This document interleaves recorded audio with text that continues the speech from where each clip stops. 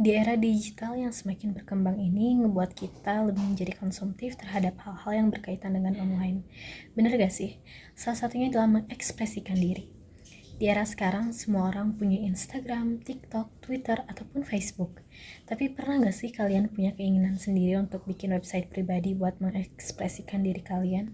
Nah, tapi dalam membuat website pribadi, kalian itu harus membuat website tersebut menarik. Nah, maka dibutuhkan untuk mempunyai pemahaman tentang dasar-dasar dalam membuat website.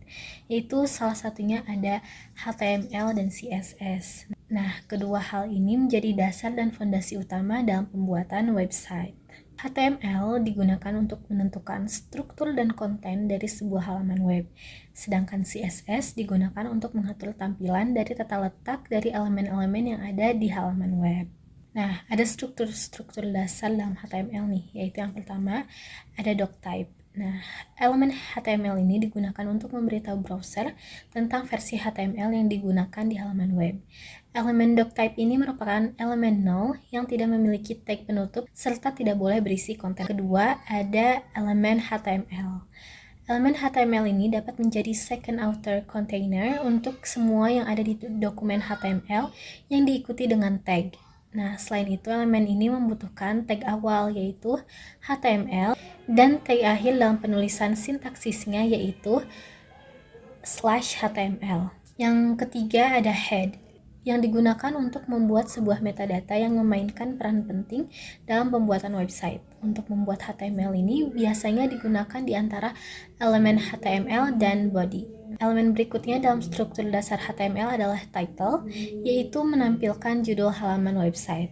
Elemen terakhir dalam struktur dasar HTML adalah body, yaitu elemen yang menentukan konten utama dokumen HTML yang muncul di browser. Elemen ini dapat berisi judul, teks, paragraf, foto, tabel, link video, dan lainnya. Beda nih dengan HTML, dalam menerapkan CSS, ada 3 jenis metode yang bisa dipakai, yaitu yang pertama CSS inline style.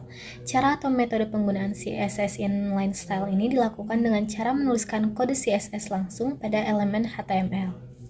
Nah, yang kedua, ada metode CSS internal style sheets.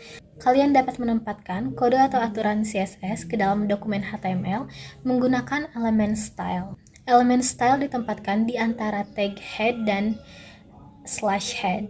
Metode yang terakhir adalah metode yang sering orang-orang gunakan termasuk saya, yaitu CSS external style sheets. Penerapan kode CSS dengan cara external style sheets ini paling efektif jika kita ingin memformat banyak dokumen HTML.